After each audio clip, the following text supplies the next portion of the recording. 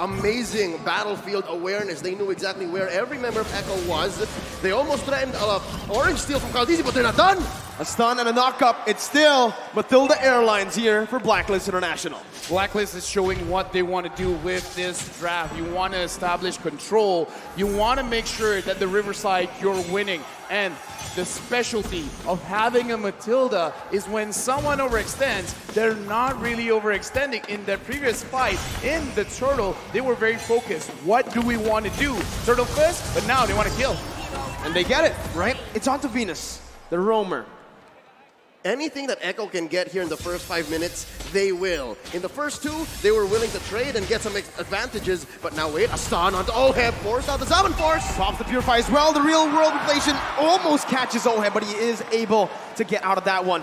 Haji rotating towards the gold lane with a feather airstrike to clear it out, protecting his tier 1 up top. This is difficult because we said for Ekko, for them to win, they have to win the lanes. Here in the early game, not exactly the story because Blacklist now ahead maybe 1.5K. LaFell, what's going on? I would say it's not enough because Blacklist, they understand this as well. So as long as they delay, as long as they wait for Oheb to get 2 items, then it's basically they're already doing at least half of their win condition. So it's not about Ekko not doing it. It's more about Blacklist saying this time and time again, we understand how your draft works, so we're just going to play around it. So even though, okay, so here's the thing.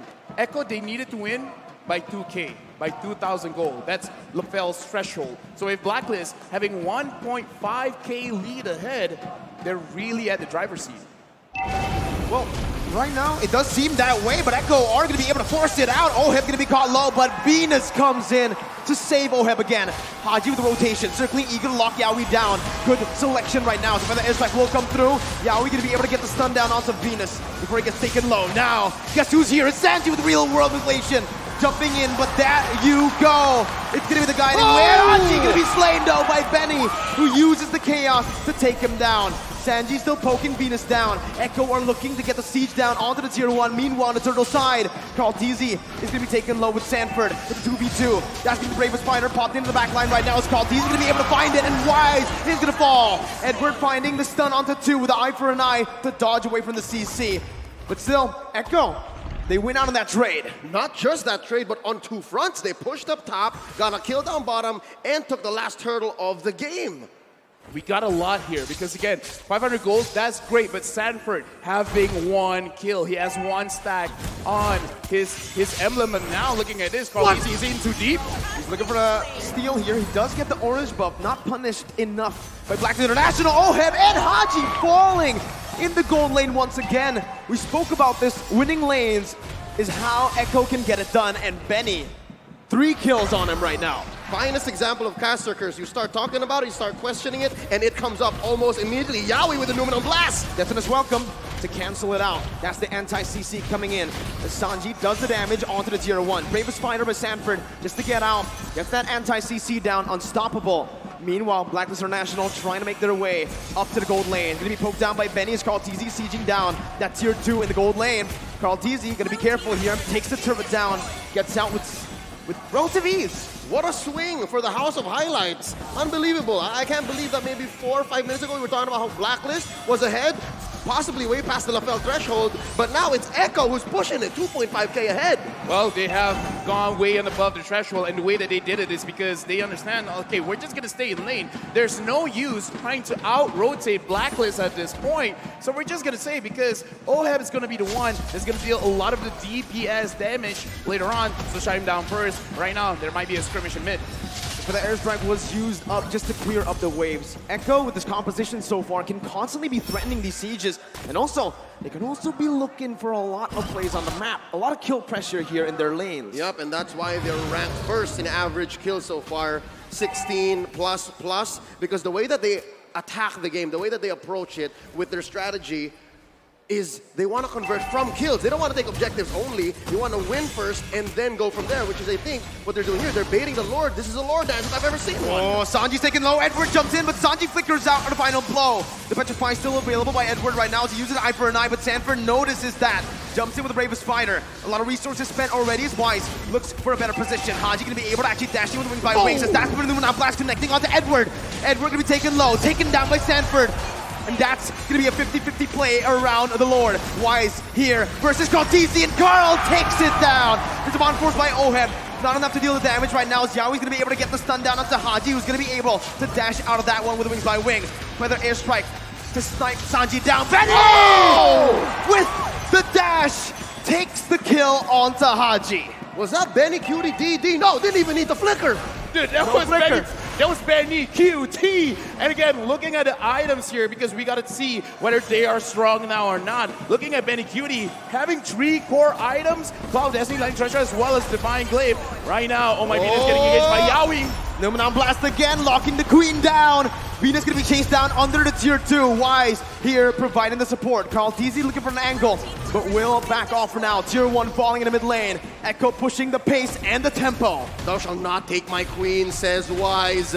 Ekko pressuring mid lane tier 2, even tier 2 down bottom. That's Sanford going solo, Lord up top. Ekko is 5k ahead here, 11 minutes in. It's still not over because Blacklist International, they can still come back because they have a very big front line, as well as a lot of damage coming in from Haji and Oheb. Oheb just finished the Holy Crystal. Looking at the damage from Haji. Haji can't connect it just yet. Carl TZ is spotting people out. The Lord is here. Will Ekko engage? They will. Numenon Blast charged up already. Just to zone the other members away. Oheb jumps over to Zaman Force. Wise in the front lines, providing the support. Real world manipulation, baited in. Sanji not dealing enough damage for now. Blacklist just backing off. Ekko doing the same thing, noticing they have the lead. It's disciplined plays from Ekko. Relatively safe defense and siege from Ekko. They did their best to get the most out of that Elemental Lord, but we have a Luminous one possibly coming up in a minute and a half, forcing out a feathered airstrike. Ekko is relentless. They're not leaving. Yeah, but look at the way Blacklist, they're defending themselves because they're not necessarily sacrificing their own HP just to defend their base. Like, they're defending everything without taking too much. So now Blacklist, they're preparing themselves. In case Ekko wants to engage, they can fight back. The problem is, Ekko, they're not engaging. They know that they have a lead and they're not going to lose the lead. Looking at the items as well, oh, but before that, looks like everyone is just clearing everything out. Looking at Haji, he already has 2 main items. He's waiting for his own Holy Crystal. Once he has the Holy Crystal, the kill pressure is going to be a lot onto Ekko. So right now, Blacklist, it looks like that's what they're waiting on. They're waiting for their carries to actually complete the items first. It looks like Ekko has cornered Blacklist into their base, and this is the trademark Blacklist defense. A lot of teams worldwide have been on the receiving end of this defensive rubber band, and it's not impossible that Blacklist still comes back, but with Ekko at 6k playing this defensively, playing this disciplined, waiting for this Lord coming up in 5 seconds, it looks like Ekko also knows how to combat that.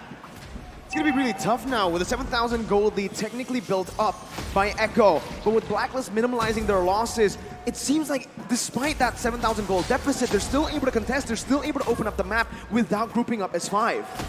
Yeah, looking at the map as well, Blacklist, they're not really moving away from each other. They should understand that this Lord is going over to Ekko for free. Having that Lunox makes it very difficult for you to contest. And that's the power spike we're looking at. Ekko, this is the inevitable. They have set themselves up for success here.